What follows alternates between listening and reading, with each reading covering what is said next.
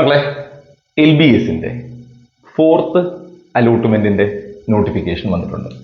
അപ്പോൾ ഞാൻ മെൻഷൻ ചെയ്ത പോലെ LBS 2025 4th അലോട്ട്മെന്റ്, അതായത് 3rd അലോട്ട്മെന്റ് കഴിഞ്ഞു, ഇനി 4ാമത്തെ അലോട്ട്മെന്റ് ആണ്. ആ 4ാമത്തെ അലോട്ട്മെന്റ് പ്രത്യേകത നോക്കുക. Can register options. ഇവിടെ നിങ്ങൾക്ക് എന്തിനൊക്കെ ഓപ്ഷൻ കൊടുക്കാം? നേഴ്സിംഗ് കോളേജുകളും കൊടുക്കാം, പാരാമെഡിക്കൽ കോഴ്സസ് ആഡ് ചെയ്തിട്ടുണ്ട്.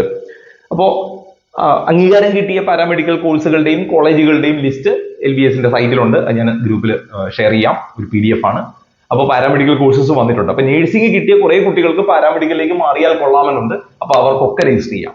നേഴ്സിംഗ് കിട്ടിയവർക്ക് തന്നെ മറ്റൊരു കോളേജിലേക്കും ഒക്കെ ആയിട്ട് ഓപ്ഷൻസ് കൊടുക്കാം. അപ്പോൾ നേഴ്സിംഗും പാരാമെഡിക്കലും രണ്ടിന്റെയും ഓപ്ഷൻ രജിസ്ട്രേഷൻ ആണ്.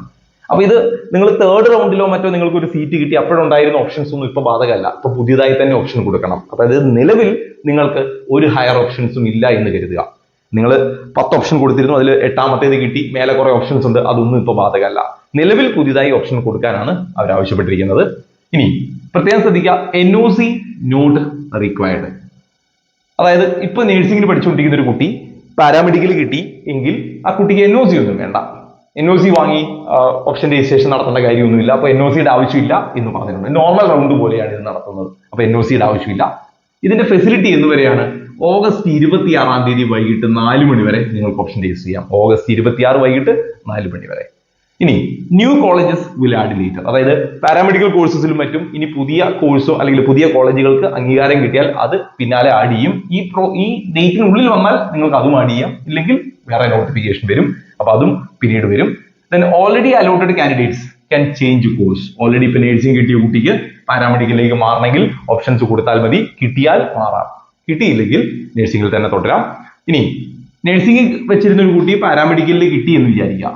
അപ്പൊ പാരാമെഡിക്കലിലേക്ക് മാറണം. ആളുടെ നേഴ്സിംഗ് പോയിട്ടുണ്ടാവും. അല്ലാതെ പാരാമെഡിക്കൽ ഓപ്ഷൻ വെച്ചു, പാരാമെഡിക്കൽ കിട്ടിയതിനു ശേഷം എനിക്ക് അത് വേണ്ട ഇത് മതി എന്ന് വിചാരിക്കാൻ പറ്റില്ല എന്ന് മാത്രം. ഓക്കെ, അപ്പൊ ചേഞ്ച് ചെയ്യാം.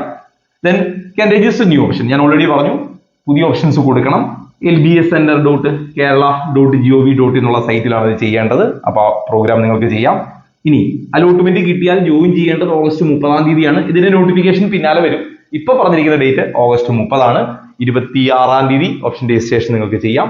അപ്പൊ 30-ാം തീയതിക്കുള്ളിൽ ജോയിൻ ചെയ്യാനാണ് പറഞ്ഞിരിക്കുന്നത്. അത് അലോട്ട്മെന്റ് കിട്ടിയാൽ പിന്നീട് ഒരിക്കൽ കൂടി ഒരു അപ്ഡേറ്റ് ഉണ്ടാവും എന്നുവരെയാണ് നിങ്ങൾ ജോയിൻ ചെയ്യേണ്ടതെന്ന്. അപ്പൊ പുതിയതായിട്ട് 4th അലോട്ട്മെന്റുമായിട്ട് ബന്ധപ്പെട്ട LBSന്റെ അപ്ഡേറ്റ് ആണ് ഞാൻ ഈ പറഞ്ഞത്.